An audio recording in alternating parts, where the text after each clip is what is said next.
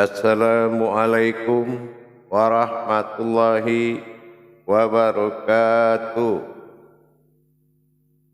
Alhamdulillah, alhamdulillahi rabbil alamin.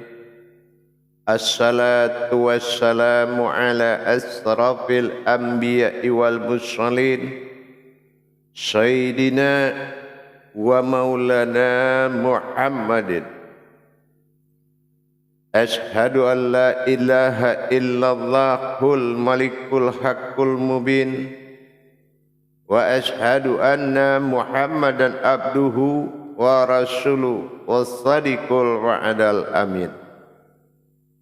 Allahumma salli wa sallim wa barik wa karim azanul nabil karim, ihdinil lazi min jalalika wa innal lazi bin jamalika wa innahu bin kitabika wa tahirin wal mujahidina amma ba'du wa ibadullah.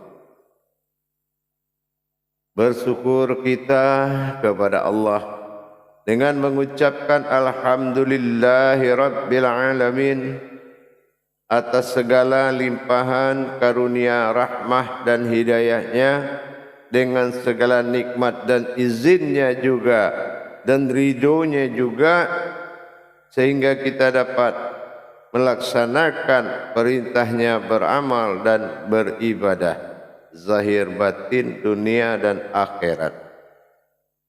Bersalam kita tidak akan pernah kita lupakan.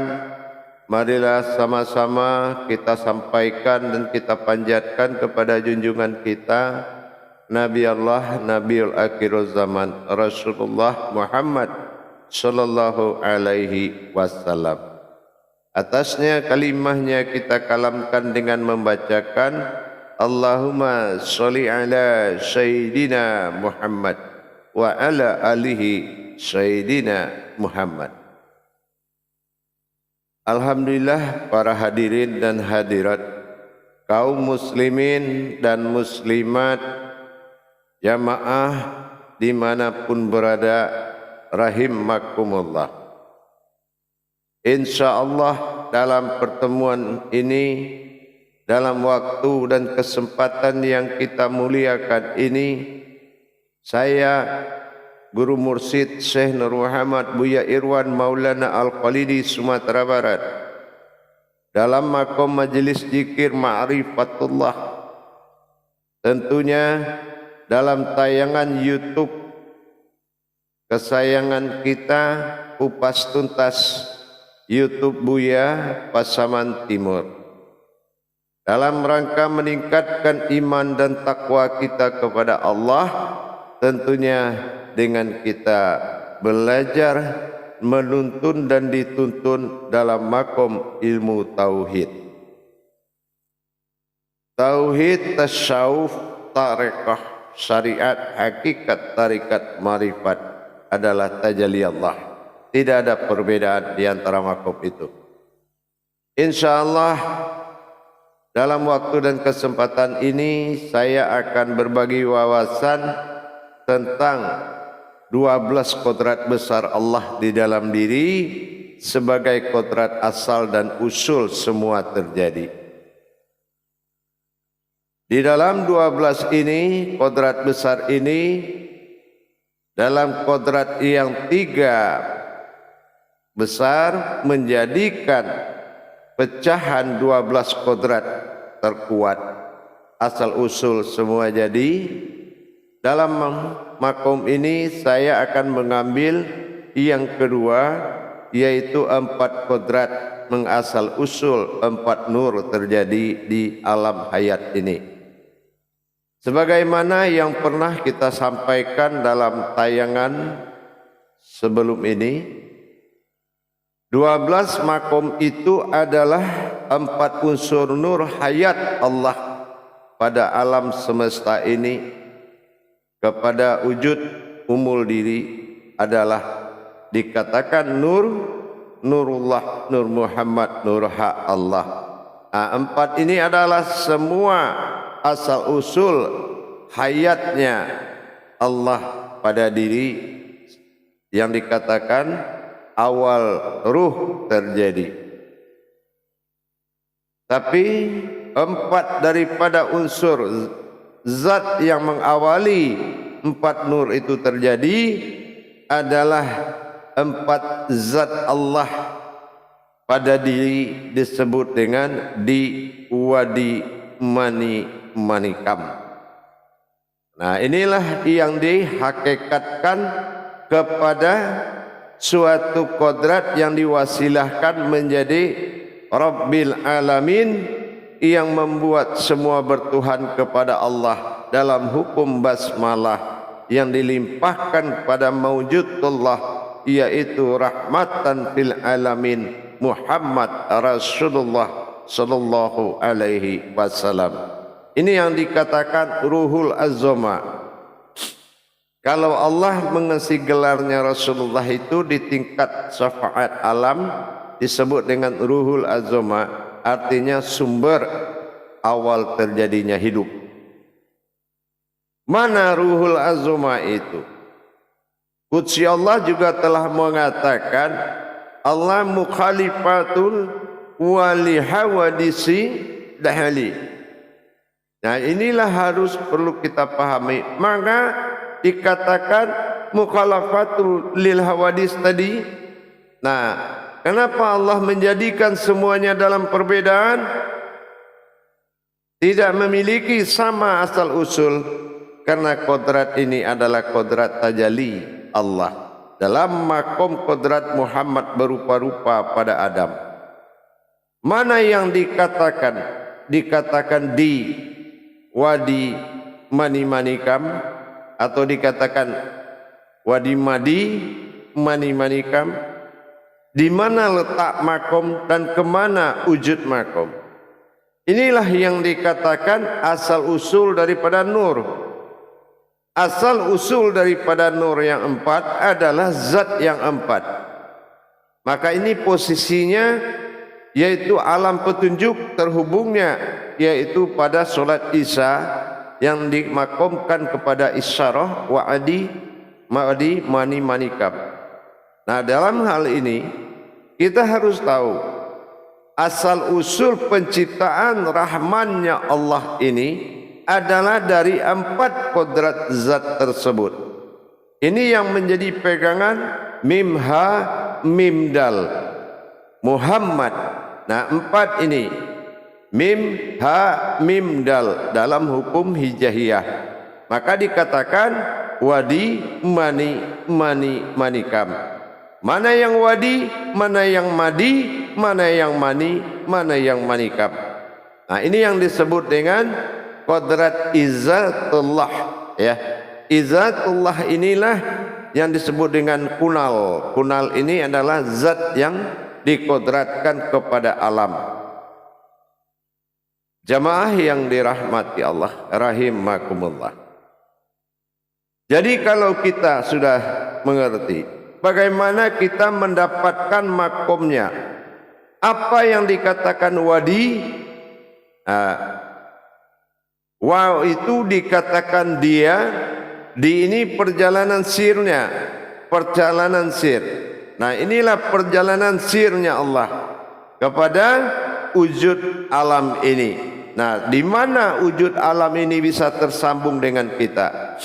Kalau kita katakan, sering kita dengar, ada air, api, angin, tanah, dan bagaimana di diri kita, apa hubungannya? Kalau memang manusia itu adalah umul atau umul sifat, asal muasal semua terjadi, yang ada pada alam ada pada diri, bagaimana kita bisa tahu kalau kita tidak mengkaji unsur kunalnya, yaitu zat awal mereka jadi. Nah, di sini kita akan mulai berwawasan untuk mengetahui. Jadi dikatakan pertama para hadirin dan jamaah, yaitu hubungan batin antara kodrat manusia dengan kodrat alam yang ada di manusia. Itu ada empat hubungan batinnya. Hubungan batin wadi, hubungan batin madi, hubungan batin mani, dan ada hubungan batin manikam. Nah, inilah yang sinkron 4 tadi. Segala yang berbentuk Rahman itu pasti 4. Maka Allah katakan bahwasanya bagaimanapun asal usul bumi ini, nah ini dikatakan hakikatnya pada zat di diri kita. Ini hakikat asal usulnya. Jadi kalau dilihat asal usulnya, di mana kodratnya ini tadi? Nah di sini kita akan melihat kembali. Pertama dikatakan mengenalnya adalah dari sisi batin wadi. Apa yang dikatakan batin wadi?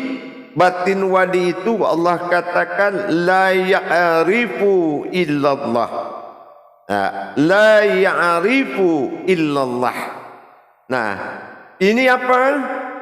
La ya'rifu illallah itu tidak ada yang terlihat satupun melainkan batinnya Allah. Nah ini jatuhnya kemana? Rupanya ada pada wujud merah, ya, pada wujud merah warnanya pada diri kita. Nah ini tersambungnya kemana? Kalau di diri kita tersambungnya kemana itu? Nah ini akan kita uraikan. Jadi kalau makom yang 4 tadi itu tetap pada posisi mengikuti qalbi, markubah jantung, ma'ani pada kening atau dikatakan makom sifat, dan manikam pada jasad. Jadi tetap dia mengikuti 3-4 kodrat tersebut. Tapi bagaimana wujudnya? Wujud daripada itu, nah disinilah yang dikatakan kalau dia disebut wadi tadi, ini kembali kepada unsur zat, ya, unsur zat.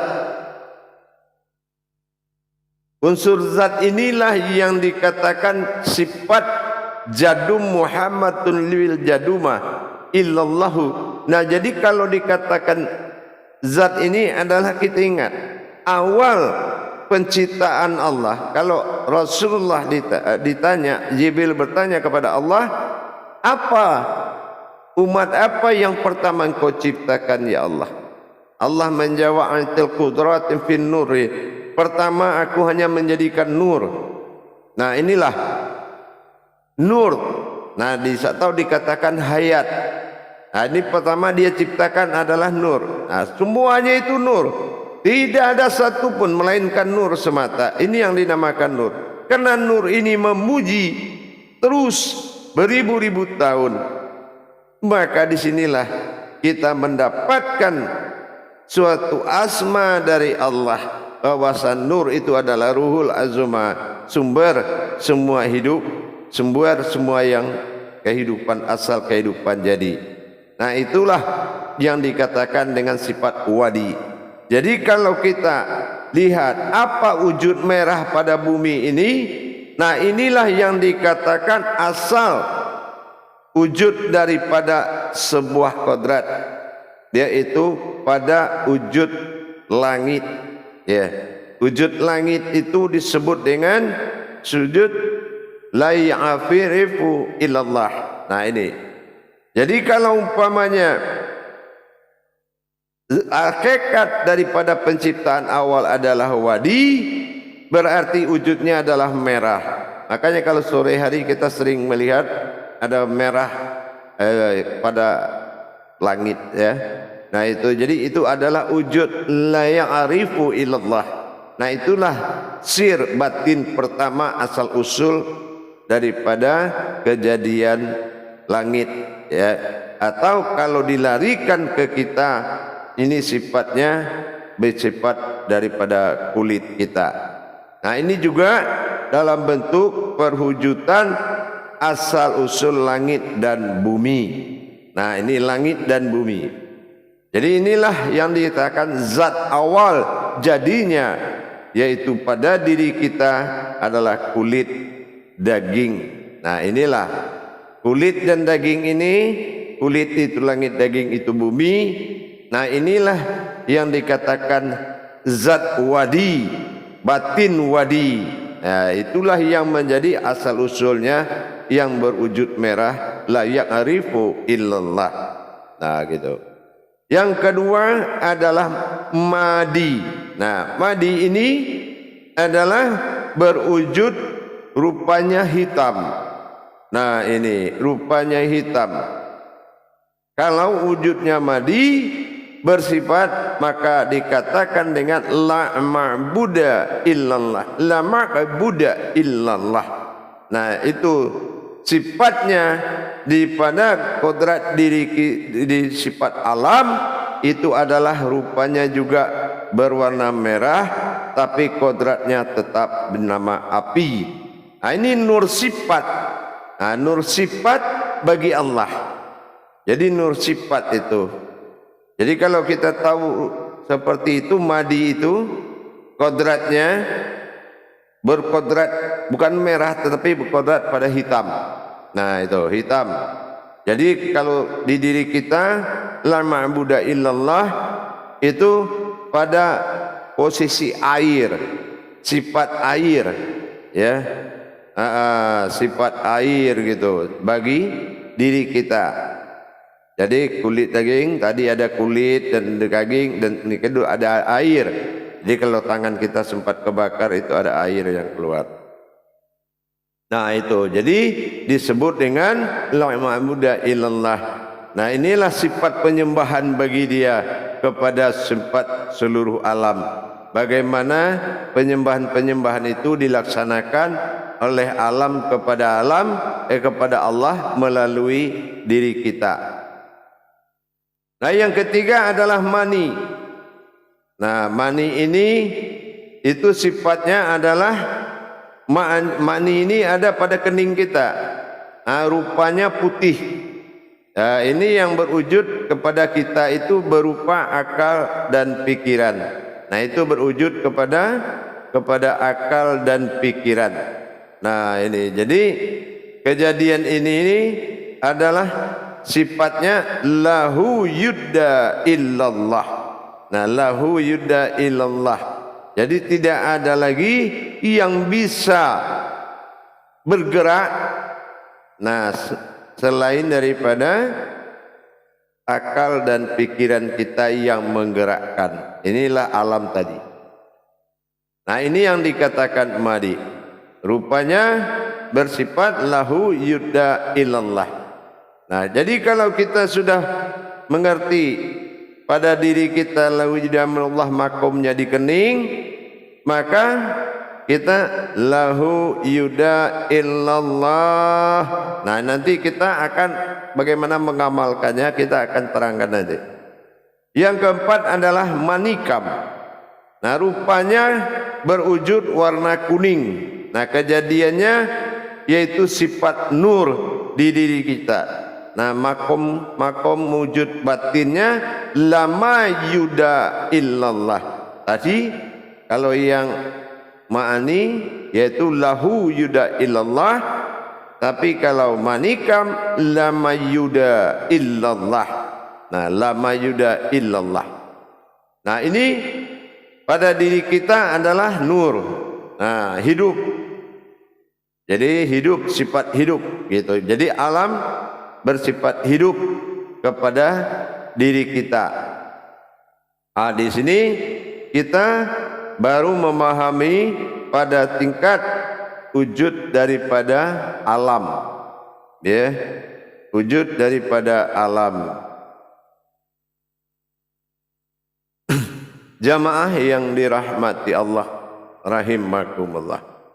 Jadi kalau kita sudah memahami makna-makna tersebut, maka kita harus tahu bagaimana mengendalikannya. Nah, gitu ya.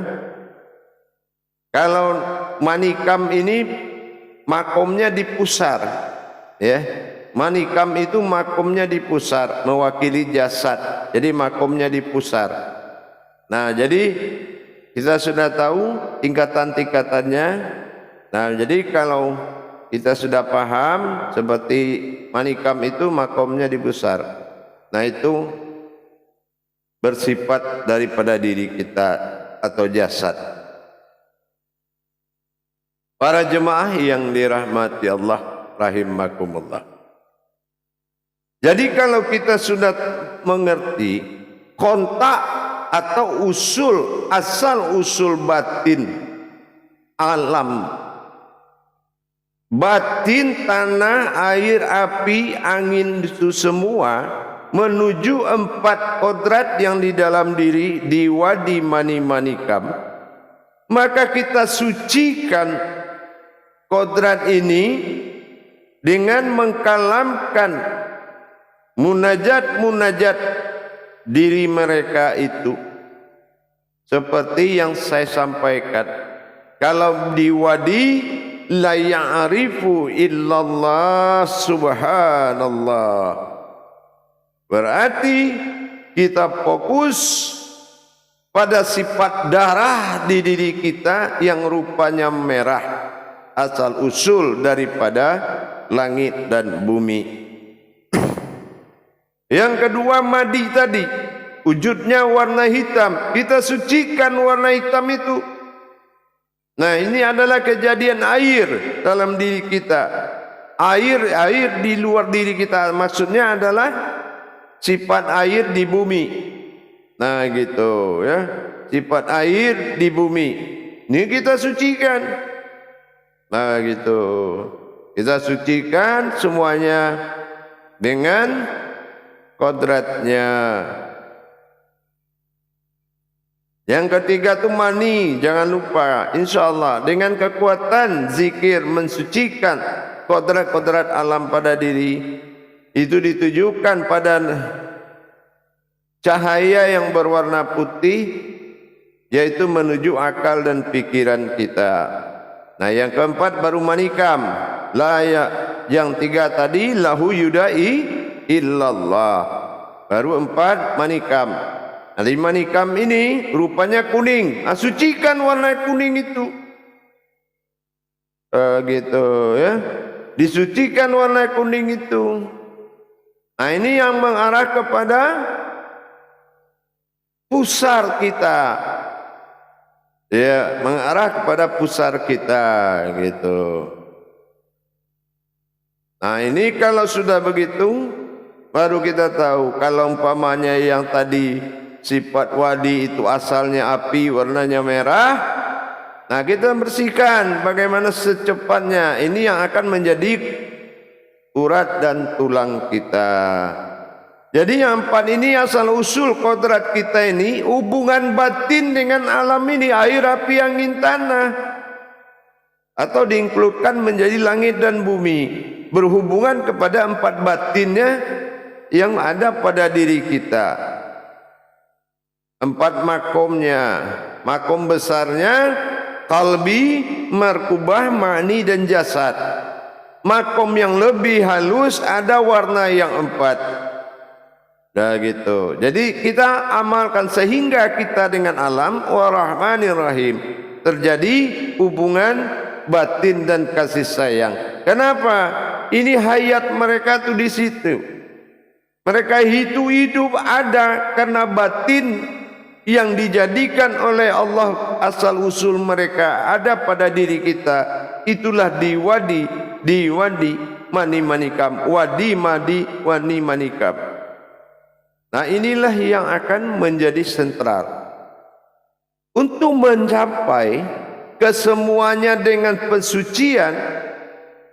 La ya'rifu illallah subhanallah subhanallah, la ma'budu illallah subhanallah, terus ya, lahu yuda illallah, terus, dan la ma'yuda illallah, teruskan lagi. Tujuannya apa? Bagaimana bisa mereka itu menjunjung tinggi kodrat kita, menghormati kita, kalau kita sendiri derajat kita masih di bawah dia. Bukan kita yang memperpanjang usianya, malah dia yang memperpendek usia kita. Ini akibat tidak adanya hubungan batin dengan alam ini. Maka sinkronkan, satukan kita dengan dia, sehingga dia tahu kiblatnya. Nah, untuk membuat dia beribadah kepada Allah 24 jam, alam bertasbih kepada Allah, maka kita lihat lagi markubah jantung batin kita. Inilah batin hamdu, yaitu yang mengendalikan Rabbil alamin wa rahmatan fil alamin. Alam dikendalikan jantung, umat dikendalikan nyawa. Basmalah dan bismillah, maka kita selalu berhubungan batin dengan alam dan segala isi dan kodrat-kodratnya. Maka mereka akan menjunjung tinggi kita, maka mereka akan menjadi Al-Maidah, akan menghidangkan apa yang akan Allah perintahkan untuk dia, untuk kita. Apa yang Allah mau berikan kepada kita, mereka lah pelayan-pelayannya Allah, Al-Maidah alam ini. Maka kita harus mendirikan batin-batin alam itu, batin air, api, angin dan tanah, semuanya dihimpun dalam batin langit dan bumi, sehingga menjadi batin wujud adalah markubah Allah pada jantung. Bertasbihlah mereka melalui jantung kita, dan bertobat dan berkiblat kepada Allah melalui nyawa kita. Saksikan bagaimana batinnya alam itu memuji Allah kepada nyawa. Inilah yang dikatakan mukhalifatul hawadis, dari kodrat yang berbeda tapi dia satu wujud. Baik para hadirin dan jamaah, insyaallah pelan-pelan kita mulai memahami hubungan hablum minallah kita dengan sekalian alam. Mudah-mudahan insyaallah kita akan tingkatkan pemahaman ini lebih dalam lagi. Jadi bagi jamaah yang ingin memperdalam, silakan untuk masuk ke dalam bimbingan belajar pada grup dan menghubungi nomor telepon yang ada pada YouTube layar aplikasi, yaitu YouTube Buya Pasaman Timur. Insyaallah silakan mendaftarkan diri menjadi bimbingan dan tuntunan 1 minggu sekali. InsyaAllah mudah-mudahan para jemaah, semoga Allah benar-benar membuka kesempatan kepada kita untuk mendapatkan pertolongannya. Inilah yang harus kita camkan dalam hati kita. Hayatun bihayatin dha'iman abada. Itulah yang harus kita perhatikan. Tidak ada lagi dalil di atas dalil kebenaran, melainkan dalil seorang walinya. Jadi insyaallah